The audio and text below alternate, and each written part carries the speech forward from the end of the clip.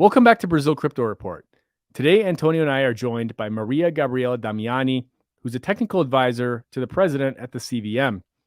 In this conversation, we dive into the CVM's approach to regulating digital assets and talk about how Brazil's regulatory approach to crypto differs from other countries.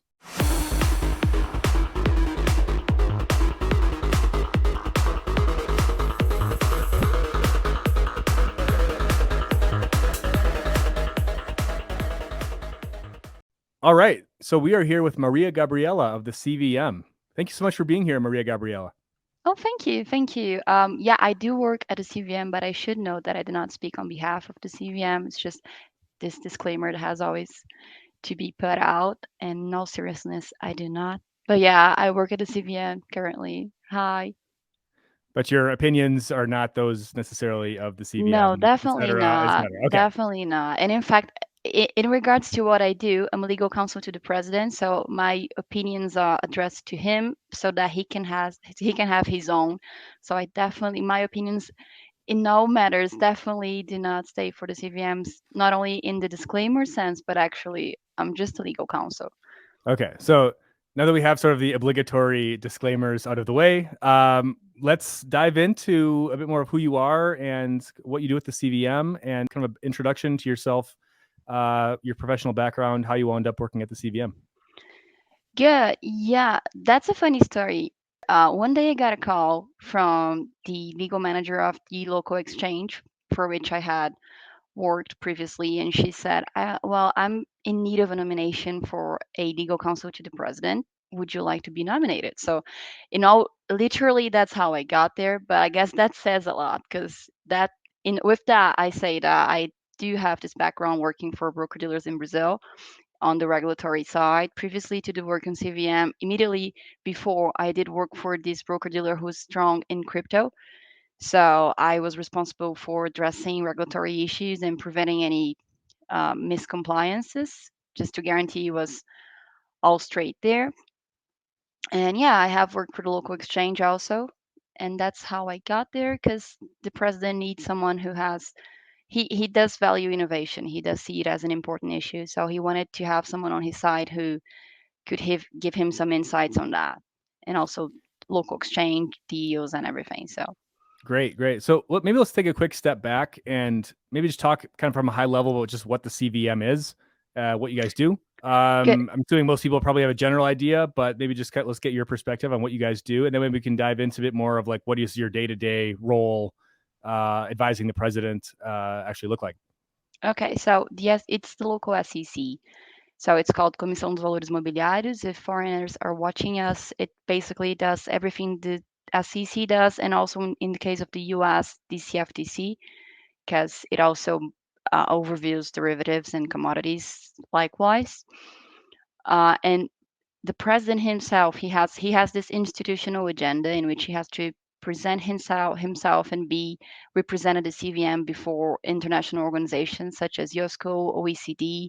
So that's part of the role. Also, he judges cases, so he decides controversies, say insider trading, other things relating to corporate day-to-day issues. He decides that in a board. So he's the chairman of a board, and we do help him write his judgments and also make general decisions about how the CVM should enforce or not enforce in non-sanctioning measures. So it's pretty much like everything the SEC does in the US, a bit more, and he's the chairman. So I'm a legal Got counsel it. to him.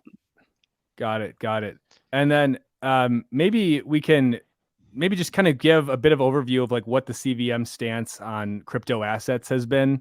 And obviously, President João Pedro Nascimento, he assumed his term. I think maybe beginning. I think it was about last summer, last like July, if I'm not Yes, mistaken, yes. around that. It's And been he a came year. in and yeah, it's been a little bit over a year, and he came in and he took a very kind of proactive approach. Like he believes in the technology and digital assets, blockchain, all this, and he's taken some measures to really try to give some guidance and been really open to meeting with the industry and trying to be supportive of the industry. But we'd just love to get hear from you straight. Like how would you describe the current CVM's views toward crypto assets, and maybe how does that compare to maybe what we're seeing in the Yeah, U.S. and Europe? Yeah, well, in what concerns the CVM, I don't see we or them as being pro nor con crypto in general, but I do see a change in posture in what regards just seeing an issue, seeing a challenge and facing it, and just admitting that this could not no longer go unaddressed. So that's kind of the point of view here, trying to understand the issues. Where does that connect with the securities regulation and try to just make it as clear as possible that securities regulation are still in place. So whenever that applies, that applies. And what is different here or similar in relation to the US and the European Union is that we do see as legal professionals that in Europe, they're more into adapting regulation and trying to fit it and not banish it. Banishing it has not been an approach for the European Union, which I think is more mature.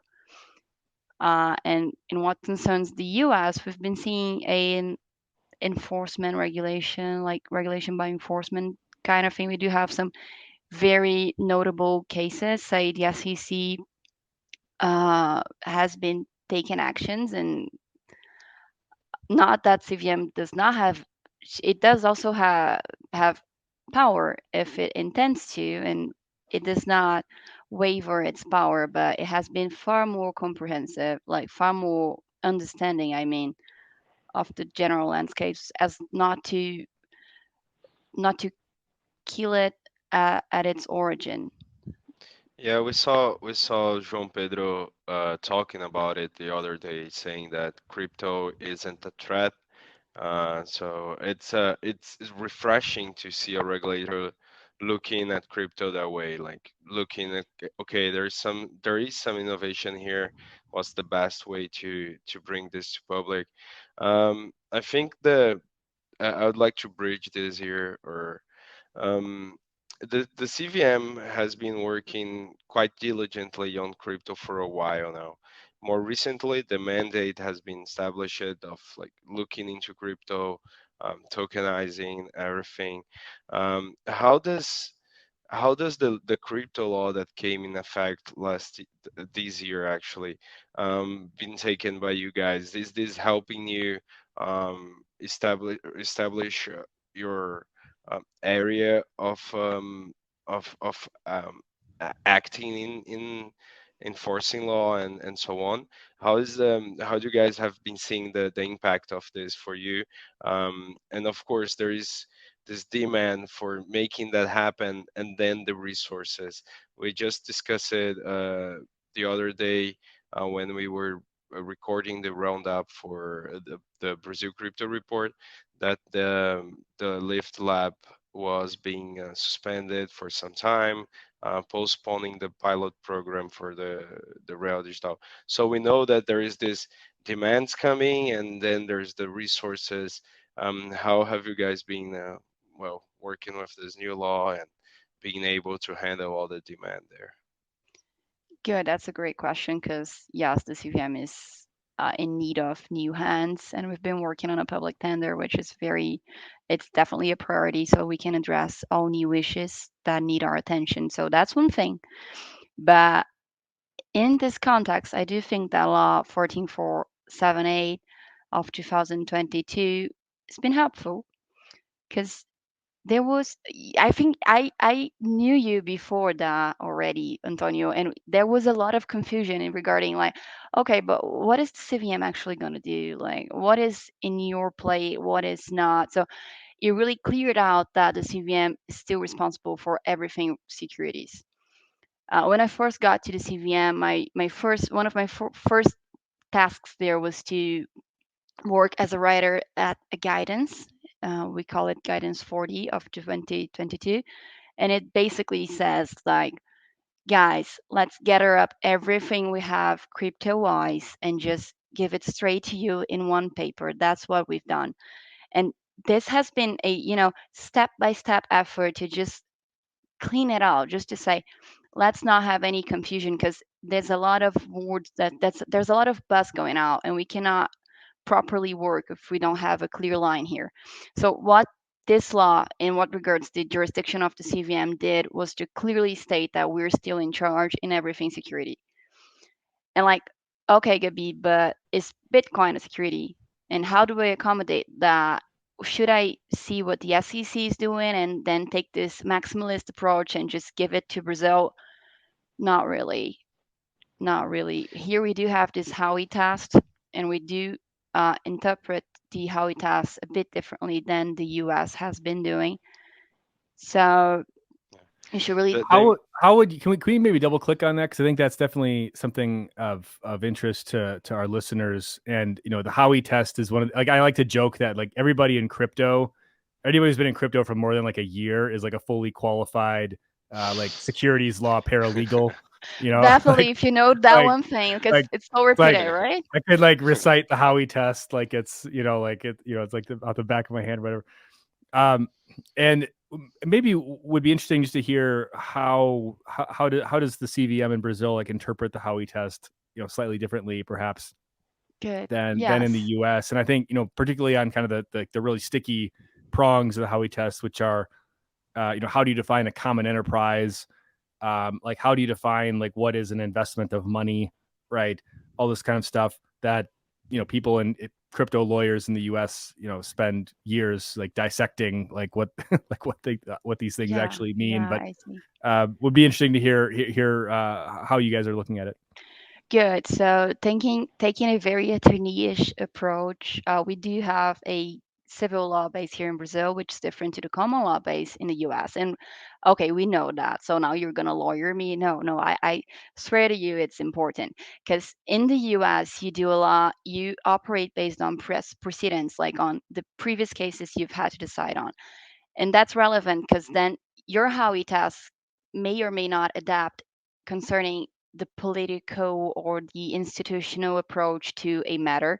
And we've been seeing, I think it's a common ground here that the SEC has been taking a very proactive approach in enforcing the law. So I don't see the same um, eagerness in the Brazilian side. I do think we're being far more technical here and trying to really understand what is DLT and what does that mean.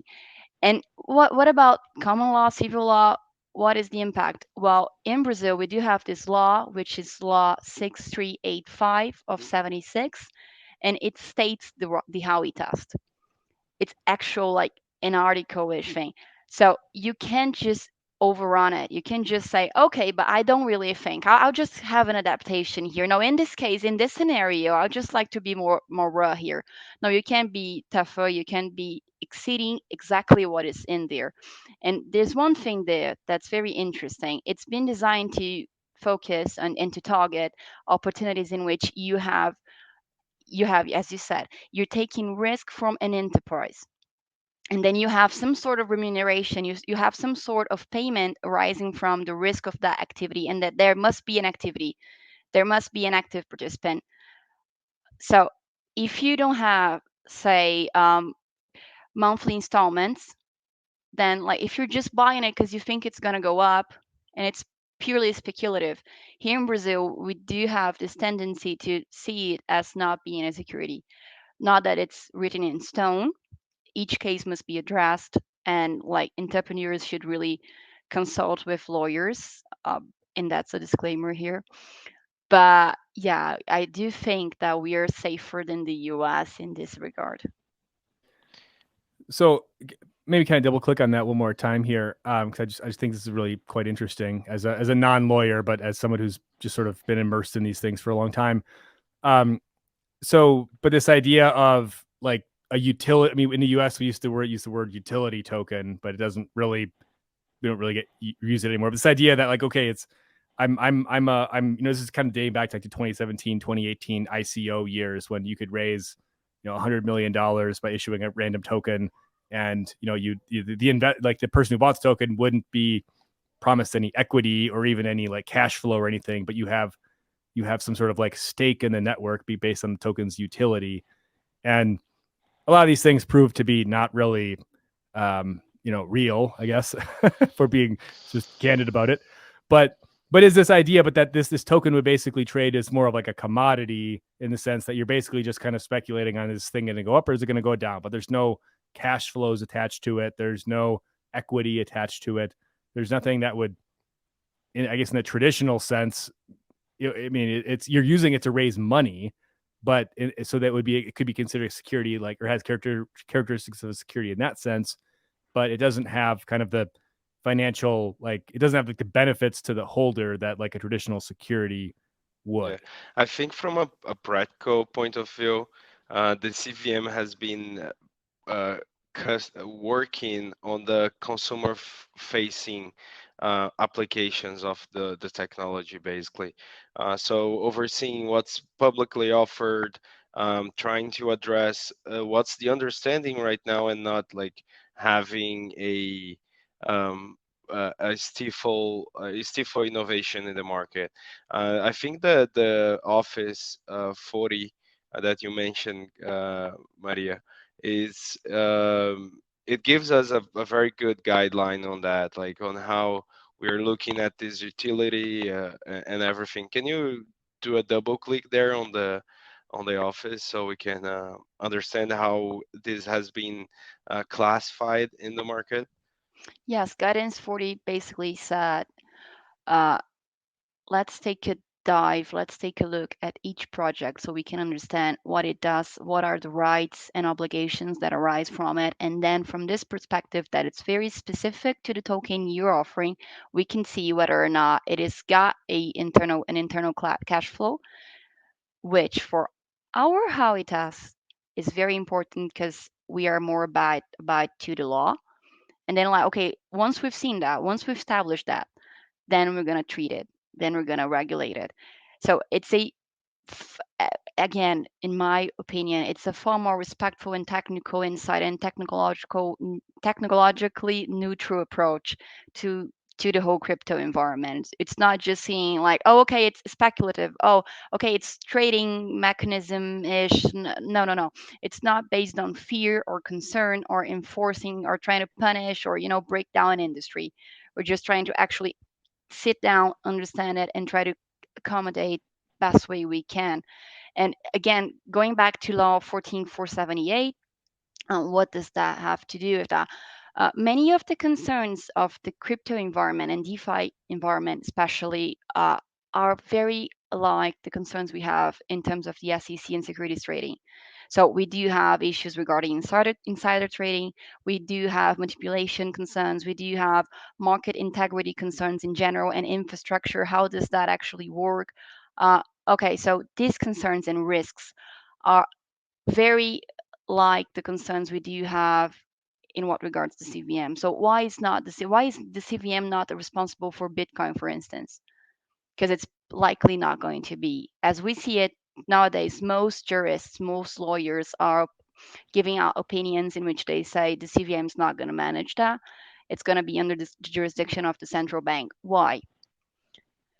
That's a Choice. legislative Correct. choice, definitely. So Yeah. that's the trick here. And that's the main difference in what regards the US and Brazil. In the US, you're in a maximalist approach. In Brazil, we're like very technical and we're just like, as you said, we're drawing the lines. Like, do you have an internal cash flow? Do you have an equity like mechanism? No. Okay, take a look at it. May not be here. And yeah, this is a good approach. It allows for the innovation to happen. And just going back on the recent law, that you get the number by heart. I don't remember the number of it ever. It's an Um, attorney thing. You should like know by heart. It's an attorney thing. And also wear like very tight shirts and everything. So yeah. yeah. Just getting back on that. What and looking forward, of course, because we're expected to have the guidance and the norms going forward. And the law at the time, it didn't cover asset segregation, custody of assets, all of that. So I wanted to ask you guys, like, how are you looking ahead? What norms the market should expect? Again, we as we mentioned here, some of it has been already uh, uh, made public as the guidance 40. Some others have been known for the market, but like looking at this, let's say going from looking at the investor or the customer, and now looking at potential market participants, how they should be looking at the market, what should they do to ensure compliance with the CVM. Also looking at, again, looking at right now and looking forward when we have these guidances and norms. Uh, One thing I will note, and that's my headline here is you, Antonio, you're an expert at crypto in Brazil. You're like one of the most experienced people I know, and you did not know if it's a consumer or an investor. And you did not know how to frame your question to an attorney. You went on to your legal counsel in place and you said like customer, or I don't know either. I'm sorry, I'm not so knowledge at this, and I don't know either. And that's the point here. In what concerns asset segregation, I guess our main point is not your keys, not your coins, and that's the concern here. So, in what concerns staking and other leverage mechanisms, is that allowed? Well, at, so far, yes, it It's is. so open for discussion, right? Yes, Because at this moment, what are there's the no. roles of each participant of the network? I think Yeah, that's what we will boil down to discuss. Like yeah. Is it a what? broker dealer? Is it an exchange? Is it the same? Is there a conflict of interest in a one company doing both roles? So I guess it's one thing. Like, is it a consumer? Is it an investor? Can it take the risk? If you are my exchange, can I tell you, okay, keep my keys, do whatever you want, just give me some stake? I don't know. I don't want to know. That's one. That's definitely one Yeah, activity. But on the other hand, if I tell you, no, no, no, I need a safe keep. I just need to store my keys there and I just need a custodian services, then I need another activity completely. And in Brazil, neither has been obligatory nor prohibited. So you can, I assume, given you inform your client, I'm saying that, okay, as a general principle, given you inform your client, you could build a business line in which you do not have asset segregation. And then is it a consumer?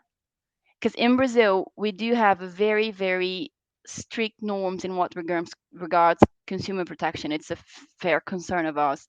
So what do we do then? Like if I go into litigation, I present myself as say I'm a 80-year-old woman. My name is Dona Sonia, and I go to the judiciary and I say, "Oh, I lost my keys. I've had a hacking. I don't know. I don't know what's happening. I'm just very confused. Am I a consumer? And should they segregate my assets? Is it okay that they leverage on it? What is the level here? What is the play field? And the law has established, well, you can have an operation in which there's no asset segregation, which I think is discussable. Like, yeah, and it's not, there's no right or wrong yeah. I here. agree. It's just like I what think we it's, want. yeah, exactly. When we look at the current financial model, you can basically leverage every bank deposit, right? Yes. So so that It's all literally depends how it when. works, like the financial Yeah, system. And what are we yeah, gonna do exactly. exactly? And that's exactly that's why your question was the most brilliant. Because again, is it a bank?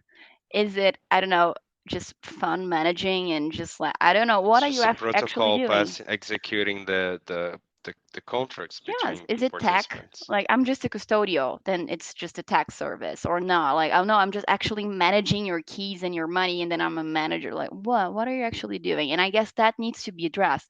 There's no prohibition, which I think is can be seen as good, but again, there should be transparency. And there's this question regarding whether the central bank could constitutionally, whether it could, by regulation and not by law, impose segregation. And that has Yeah, been in discussion. Like lawyers also don't know. So I don't know if it's a consumer or investor. And unfortunately, I also don't know whether the central bank has the power to the actual authority constitutionally to say that there must be segregation here onwards. Or okay. if no, no, Antonio, it's not on the law, so it's not going to be a thing. I don't know. It's been Yeah. debated. I think we need to have a Yeah, whole episode on this one topic. I think it's definitely like controversial enough to have a good spicy debate on this. I think. yeah. But yeah, I think So my opinion. I mean, just to add my two go on, cents go in on. here. I mean, I've been looking at this from the view of like I've been following what's happened with Prime Trust in the U.S., where it was this regulated quote unquote custodian out of Nevada. It was, and they basically just like totally mismanaged customer funds, even though they were presented themselves as being this like regulated, trustworthy, next level up custodian. And then this week we actually found out, or last week we found out that they had taken customer funds and they were investing in like Luna, like UST stablecoin, Wow. like they were but the funny thing is that a lot of their customers were these like Bitcoin maximalist guys, like Swan Bitcoin was using them. So like you had all these like hardcore Bitcoin maximalists buying Bitcoin on Swan, custodying with Prime. Prime Trust is taking those funds and going out and like investing in like UST Terra, and you're like, oh my gosh, okay, like and now this thing has just totally been wound down and it's in receivership in the state of Nevada and it's like looks like a total disaster, unfortunately. But I think I mean the reason I bring all that up is that even if you have segregation of assets is not going to be this like magical elixir that protects everything. Because like, okay, I have my assets segregated. I had the assets with Prime Trust. Like, look what they go and do with all the money, right? So I don't know. It just feels like crypto custody right now. And even if you just look at what's happened with some of these more retail platforms like Ledger and some of the controversies that have been surrounding that over the summer with this kind of this recovery key feature they're trying to add. It just feels like the crypto custody world is very like, there's some good players out there, but there's some weird stuff out there as well. That's like, frankly, we should have figured out now, but it doesn't appear to be. So I think my point on this whole asset segregation debate is like, I don't think this is like an elixir, like magical solution to all of our consumer investor protection issues. There's a whole like new basket of risks that arise when you introduce like another third party. Anyway, we probably need to have a whole Yeah, episode just on this topic. yeah, and this is something evolving, right? It's well, the when we talk about market infrastructure, if we can dive into that for a bit, what we're seeing in crypto or using blockchain technology is the replication or replication, basically, yeah, from the traditional markets into crypto. So we are seeing the same structures here. Um, the thing is, when we talk about, let's say, some efficiencies of the market, when we discuss a crypto exchange where you have settlement, like settlement, clearing, and trading in the same environment, while in Brazil we have everything separated. So you have a clearing house, you have the trading order book, OTC place, you have the settlement, and so on. So the technology in itself allows for a lot of market efficiencies that could be achieved through this, right? But the thing is, how do you keep this to to be efficient in the sense of processes, but also in trading, right? Because we have uh, crypto as a trading market is enormous in Brazil. We have 10 million people that have decided to join crypto, and that a lot of them are in for it's asset speculation because they believe a meme coin will pump 200x overnight. People are in for store of value and so on. But the assets in itself, they're traded a lot. Be it for exchanging BRL for USD or for another crypto asset. So I think that, and we talked about this before, Maria. What's the take for the market infrastructure? How the market can innovate there? Because right now, we of course we see there's an infrastructure in place, but we are to have a delivery versus payment settlement layer with the central bank. So when we look at all these things, what could be done, like sandbox innovation, the market in itself, how could this be explored to let's say, bring the structure, the current market infrastructure to uh, blockchain based or DLT based um, securities or capital markets, let's say. I love this question because it's my favorite subject on this. You know what really fills my heart in crypto is this particular discussion. That's the reason why I wanted to step into crypto because I've always been enthusiastic about market infrastructures ever since I had only graduated. I think I did this. You know, when you do a thesis for your bachelor work, it was about market infrastructure, and so it's really a thing for me. That being said, we could dive real deep on that, but I guess we can cover some points you brought us and just try to go from there and give a general overview. The thing here is DeFi does not talk with TradFi in what concerns market infrastructure. That is very clear. So we do have roles in the TradFi environment that are very bound to the idea of like electronic bounds, electronic titles, just like your securities to be a paper or an electronic receipt, but it's not on blockchain. And when you get that to be on blockchain, then it changes completely because say you anyone could audit the whole chain anytime. So do I really need the same roles there as I would in the traditional markets framework? That's the main question here. What could I take out? What do I still need? And what needs to be segregated, trying to mitigate conflicts of interest, and what could go along together? And that's the question. I think Yosco, that fits very, yeah, that's what I was going to mention, the IOSCO standards, right? yes, Yosco principles do have a very emphatic take on this because it's a concern in what regards investor protection. Because if you're the broker dealer and you also manage the OTC, like you're managing the over the counter environment and you're also the broker dealer, then you could give get yourself in between clients and just and is that wrong? Maybe yes, maybe no. It does have implications. It should be studied in what, especially in what regards competition, because it could be overall good for the market, but not really. Most people say it's not. So, like, Yeah, I will. I will how? give a yeah. I will give an opinion here. For me, it's important that it's fair, and by fair, I mean that the customer or investor doesn't feel robbed, because the bid ask collection there in the middle. This is a very common thing in the market. You know, you work for a fee and so on, but like you can just um, get a big chunk of that and like paste it on the retail user. We've been seeing, as we mentioned here, a history of people in Brazil being afraid of investing, of like only going for savings account.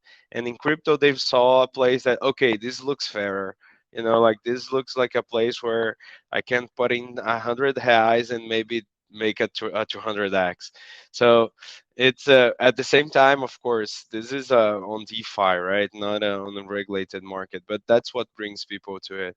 And so it's an interesting topic Yes, definitely. to develop. Transparency is a thing here, but and yes, definitely. And also, like, there's been this letter, this official letter number 4.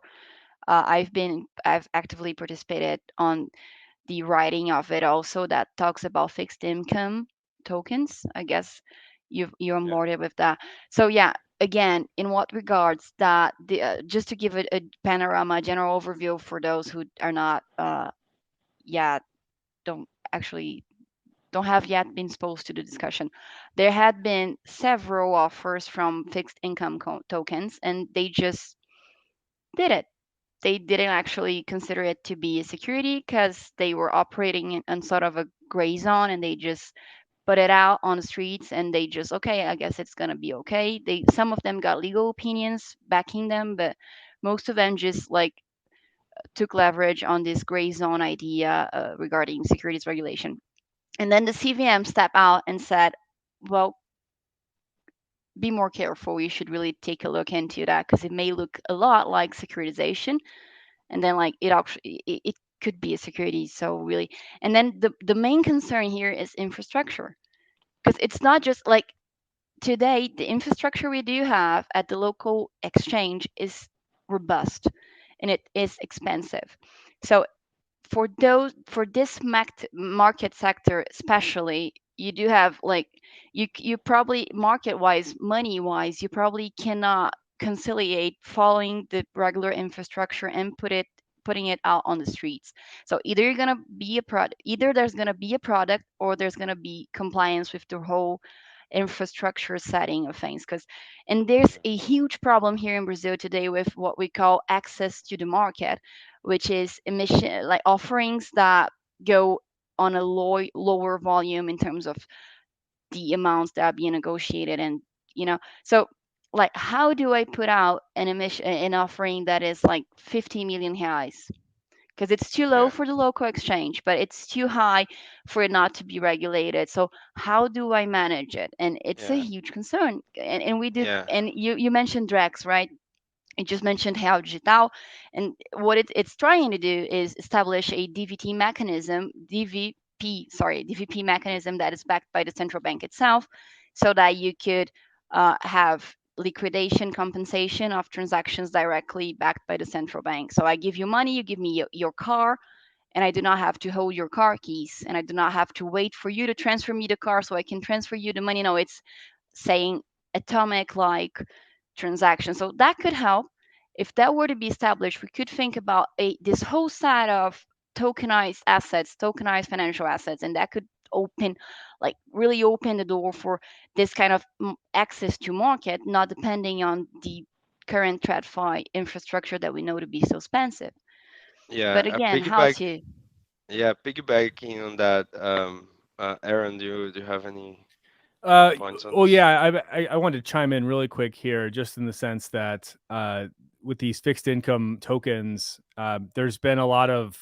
I think you're right, Maria Gabriela, in the sense that some of these issuers, they just started issuing them without necessarily. I mean, you get a legal opinion, and I mean it's kind of like ICOs in 2017. You just get a letter from a law firm saying it's okay, and then all right, let's do it.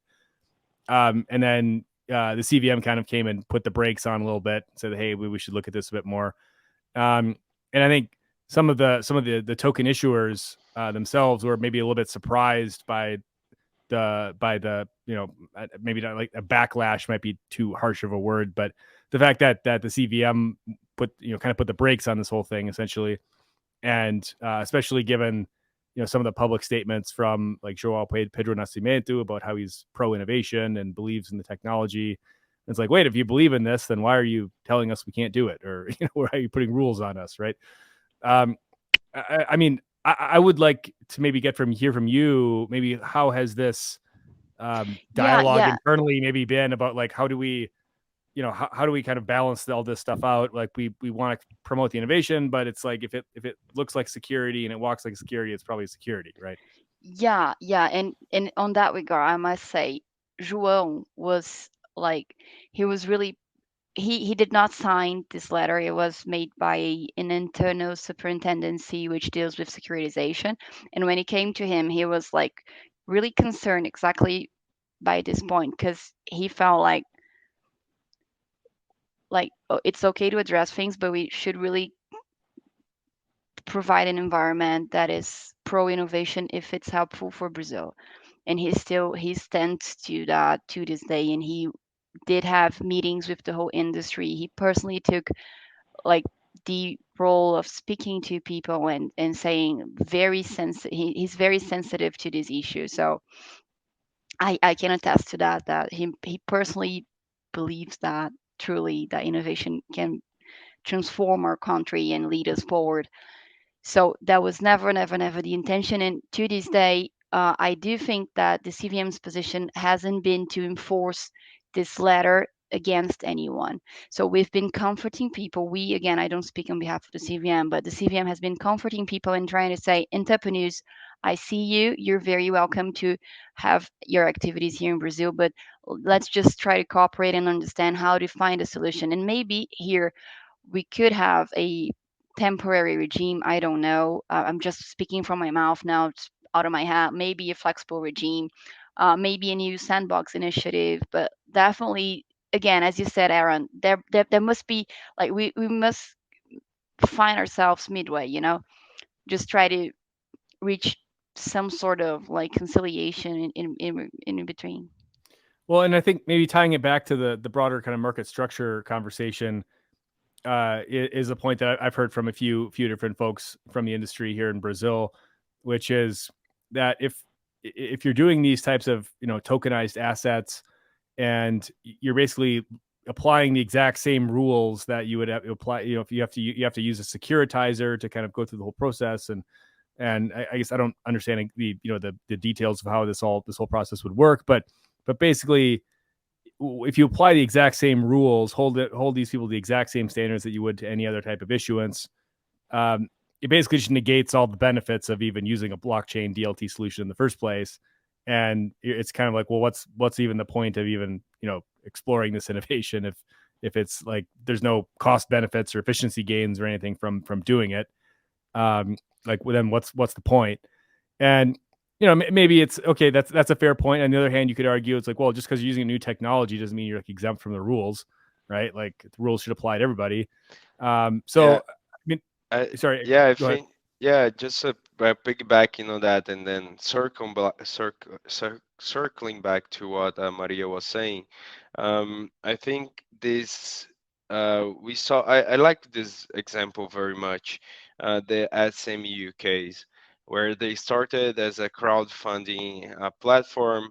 They started developing what they wanted to do, and then at the sandbox, they got approved for a OTC license and an issuer license, meaning that they could be primary issuers of companies that wanted to sell equity or debt against their equity as well, and then allow for a secondary market on these its stocks, let's say.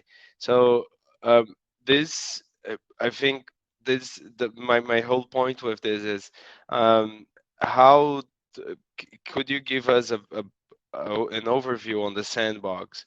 What innovations is key for the CVM? Like, again, like these infrastructures, what is important for giving stakeholders power, for example, or funds management or asset segregation, not in the sense of each user having its account, but in the in entity and things like that, more structure to the markets. Yeah, well, the sandbox, I do think the name is great because sandbox, you remember, like, you instantly, I think of a toddler, and it's just like eating sand, and you're just like, okay, you should not do that, and just like throwing things at other kids, and like, just stay on your sandbox, okay? That there's a square here, you're gonna stick to it, okay? And that's kind of the idea, and what regards, again, regulation, because then you allow certain liberties, but you try to keep it on a scope. You try to say, okay, you can try out your business, but do keep closer to us. Do have a close knot into supervision and reach a certain amount of people. You have a limit to your operation, so you just don't bust. And that's the general idea of the sandbox. And I do think it's brilliant, but it has a downside. On one hand, Aaron, you just said, oh, we need to meet in between. We need to make DLT useful. There has been this panel in which I was invited to speak at, and I just kept saying, like, DLT for what, DLT for what are we using actually applying DLT to do? And that's a concern. You really should understand the technology and understand what is no longer necessary, and that's exactly what a sandbox is trying to do. It is trying to say, okay, I see this very erratic toddler, it's throwing tantrums, I can't quite understand what's doing, but let it come closer to me, let me watch it, let me understand it, and then let me try to regulate it in a way that's suitable for the business. So that's, like, notable, that's good. But Yeah. on the other hand, I mean, it's still very limited. How many projects do we have there? And there are several segments on the crypto industry in Brazil which are not attended by it. Say the fixed incomes, for instance, like, we do have brilliant players who were really trying to put things that were relevant, that were serious out on the streets, and they just couldn't find a place at the sandbox. And I assure you, I know entrepreneurs who very much wanted to be there, and serious people, good people who just can't, because again, we are short on people, we have limitations, and that's kind of the challenge here. Like, how do I make many sandboxes, and how many can I overview? Actually, how many do I actually have the capacity to overview? So Well, it's a Yeah. good initiative, but it's limited. it seems like just kind of a general criticism of sandboxes, worldwide. There's a lot of these things that are run at kind of national and maybe state levels in some places, and I think maybe a universal criticism seems to be that okay, they're good at maybe getting projects into these sandboxes, but then actually getting them out and turning as scalable businesses that actually have a meaningful business operation seems to be sort of the harder part. So it's like, how do you actually grow up out of the sandbox? Yeah, and it's And not uni projects, right? We're not a uni. It's not like angel investors, Brazil landscape, and actual money and actual people wanting to do things that scale up. So that's a challenge right there. I don't have a solution, but it's something that we as attorneys, entrepreneurs, as a crypto community, we should really try to work side to side with the CVM. Like, if I were to say something, if I were to put out a recommendation, I would just say, don't just gun jump the regulation. Just don't do that. Like, I wouldn't ever give someone a legal opinion to say just like, okay, so you're validated, just go there. Like, because it's not the best way out. It's not the best. First of all, you're not gonna get a very good reputation. Okay, the CVM sees you. So first of all, that's one thing. And again, like, how would that put Brazil on a good level playing field, like in what regards to international landscape? Brazil's got to have, if Brazil is to be a good place for crypto, it's got to have serious players who work along the regulation. So Yeah. lots of hundred challenges, percent. especially in what regards infrastructure, but I do think the best way here is to just work along. Well, yeah, I like your call to action in bringing the community together to try and build this ecosystem where Web3 businesses or blockchain-based businesses can thrive. Yes, and that Wanna is a wrap priority up? for our development.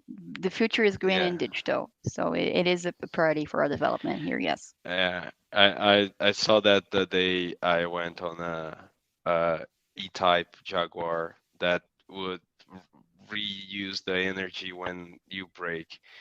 So I was like, yeah, okay, the future is green, and digital, oh, it's coming too. so, Maria Gabriela, maybe to kind of wrap things up here, I would love to just maybe get your thoughts on like for a international company, for a non-Brazil based company, whether it be an exchange or whether it be like a token project or whether it be a DeFi project or whether it be even just an asset tokenizer, maybe interested in some of the activities that's been happening in Brazil on the asset tokenization front. Because I would say even on this, either the fixed income side, fixed income token side, or even just general asset tokenization, I think Brazil has pioneered a lot of pretty interesting use cases, um, and you're seeing a lot of kind of I would argue is like kind of next level use cases beyond just like, oh, let's use crypto as remittances, or let's use crypto as um, you know governance tokens that nobody actually uses to govern; they just use them for speculation. But there's some more kind of next level use cases that have emerged here, and we're still identifying like the legality and the compliance questions around these. But for an international company that's interested in getting involved here, or is maybe even just looking to better understand how does was the opportunity in Brazil vis-a-vis the other markets that people are paying attention to. I mean, the whole point of this podcast, this platform, is to try to bring more exposure to the Brazilian market, right? Versus these other like North America, Europe, Asia that everyone pays attention to.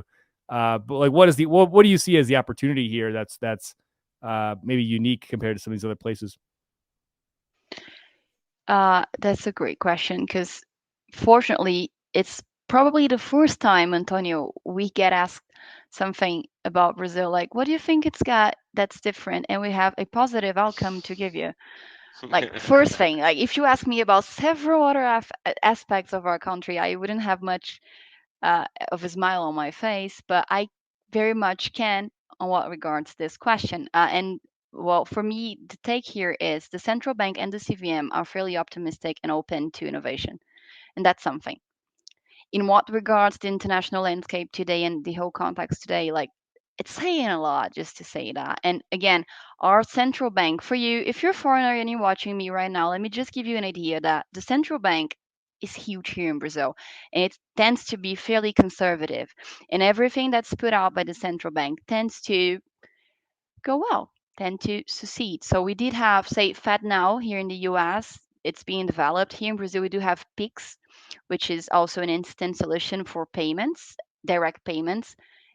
It's just like leading case globally on instant payments, direct to people instant payments. Like, whoa, when the central bank steps in, we all do get confident because in what regards financial innovation, tech and finance, I mean, I started this conversation saying that I do study law, tech, and finance, and like it's a great place to be studying law, tech, and finance because it's the one thing in which Brazil is on the vanguard, is on like first efforts to advance innovation globally. So that's one thing that I think should be really taken into account and really respecting the Brazilian landscape. That's not like we're actually doing something very technical here, and we do have serious players who know what they're doing. We do have like big banks, big banks in Brazil into that and really thriving to get innovation out. So that's looking promising. I would take a look at Drax pilot. I would definitely take a look at tokenization here in Brazil. And I do think I like to believe that even though we do have lots of people in Brazil like to trade speculatively. That's a very hard word for Brazilian, but speculation here in Brazil, betting and just like every day trading is something here in Brazil, and I do get that it can be good for business, but I don't think that's our take here. I don't think that's going to really flourish in the next years. If I were an entrepreneur, I would be looking more to the Drax pilot and like liquidation through DLT and the more grounded solutions in terms of using DLT for what? For market infrastructure. That's our Yeah, take here. if I could add, Big there is a boys game, right? document. Yeah, exactly. If I could add, there's a document by the central bank called Box 09. It lays out the layers of this DLT-based economy, let's say. So what we're seeing here is not uh, just front-facing, retail-facing opportunities, but rather infrastructure ones. And for those in the front, those that face customers, um, basically all the rules that we have from traditional finance are being applied for crypto with this openness to innovate on top of it. But yeah, I would say that's a market infrastructure play here. And then maybe one last question from me here before we wrap up. We haven't really got into this much in this conversation, but on this question of consumer and investor protection and the problem of pyramid schemes, and there's a whole committee in Congress now. Right now, it's examining these financial pyramids, primarily crypto based financial pyramids, but also other pyramids. And obviously, the CVM has been involved with a lot of these things, even dating back to like Atlas Quantum. I think that was what originally kind of caused Atlas Quantum to implode, was when CVM issued a stop order, and then it sort of everything kind of collapsed after that. And maybe just talk a bit about. I mean, this is not a subject that could probably be an entire episode, honestly. So we don't need to go super deep into it, but getting this question of consumer protection and just knowing that Brazil does have a pretty rife history of like just weird pyramid type stuff. And even like my cousin actually who works at a bank, like for 20 years, like told me like, oh, I fell for this this Golpy this crypto pyramid scam. And I'm like, dude, you work at a bank. Like, you're supposed to like know better than this. So it's like this stuff is like pretty pervasive, right? In ways that don't really make a whole lot of sense. And I think a lot of it's just like word of mouth, like, oh, like Antonio up the street says that he could make, 15x per day by investing in this thing, or whatever. And I mean, not this Antonio, but some other Antonio. But you know what I mean. So there's really, it seems like there does seem to be a kind of a culture that's really built around this, or that promotes this, and there's kind of a lack of financial education in some areas, and then you just have some really savvy people like like the other Antonio Neto, the Bryce Company guy, and then you have there's a lot of these people that are pretty savvy about how they promote themselves with this magic internet money. But maybe just talk us through how the CVM is really approaching this issue here. Again, the answer here is positive-ish. I do see a good looking future here, because look before you leap. Do definitely look before you leap, and not all that glitters is gold. So that's not only in what regards crypto, right? And there's this one vote made by João, my boss, in which he says that I don't know by heart the name of the company, but the message he gives out, and he's written about it also in an article that I've written with him. I co-authored with him. He says that over and over in history, people have been, as you said, made fools of, and it's not like in radiation. When radiation first appeared, they saw like chocolate that had radiation on it, on the hopes that would cure something, and like today we look at it and we're just like, okay. Marie Curie, she used to sleep with this very small radioactive thing on her neck. At least it's how it's portrayed on the movie about her. Like everything that's new draws attention and glitters, but it's not necessarily gold. And people who are badly intended may take advantage of people who know less. But that's a human concern, guys. It's not about the OT. DOT for what? DOT certainly not for that. And I do think we should have a lot of respect for DOT, and no, crypto entrepreneurs are not actually, it's not the same thing. We do have, as I said, we do have speculative trading. We do have people who try to use it as like a calling for scams, but definitely it's not about that. And again, that will happen again, okay? That will happen with DOT, that will happen with crypto, that will happen with the next thing. Yeah. If I could add something again, just to close it up. Yeah, and you just mentioned Pix. I think Brazil has so many street smart people that are trying to do gulps or scams that has pushed the central bank to come up with the Pix, come up with solutions for not transferring money at certain times, and so all of this, let's say, a smartness that happens in Brazil has also pushed us to bring innovative solutions and so on. So, as Maria said, it's kind of human nature, but I think if technology is used correctly, we can skip some of that. Yeah, and with smart contracts, right, the inbuilt technology can really aid us to try to escape it in a way that the TradFi solutions maybe could not. So maybe what we've got on our hands with DLT is even further secure, even more secure than it would be if we're just talking about TradFi. So again, I don't think I'm really cautious not to associate this kind of thing with DLT or crypto, because I think it's really unfair to just guess such a potent and powerful solution to just be, thrown out with so much garbage. I don't think it's about, I don't think there's a saying in Brazil we say, I don't think it's about that. I'm being funny here. It's not how it should be addressed here. And the CVM, in my perspective, I do think that the CVM is very much aware that it's not a crypto thing. It's a human thing. And the CVM is addressing financial education hardly. There's this Instagram page, by the way, CVM Educacional. If anyone is interested, they've had a lot of content. They've really been putting out work to produce content to advertise against those kind of things. So we're doing the best we can, and we're doing a good job. So what's the best way, Maria Gabriela, for people like just engage with the CVM generally, if they're foreign company, they've never been in Brazil, like what's the best way to engage with either yourself or just the Yeah, no, company definitely not generally? myself, guys. I'm just a legal counsel. I'm very internal. I'm very technical person. Like I'm not commercial at all, and I'm not into the public relations thing.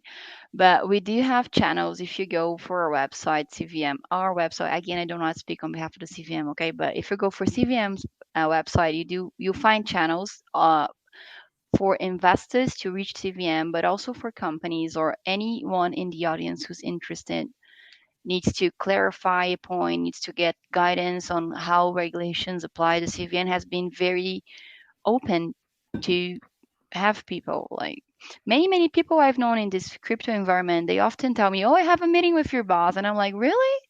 Because I don't actually manage his agenda or anything, nor should I.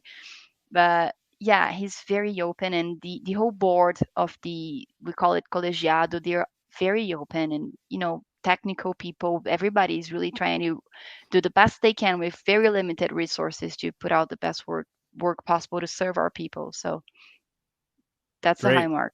Great. So we'll include some links to that in the show, in the notes here. And well, listen, Maria Gabriela, really appreciate your time. Appreciate you joining us and helping us better understand kind of the inner workings of the CVM.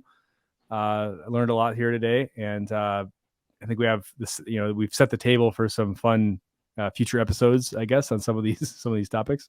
So really appreciate having you on, and thanks everyone for watching, and we'll be back next time with another great episode.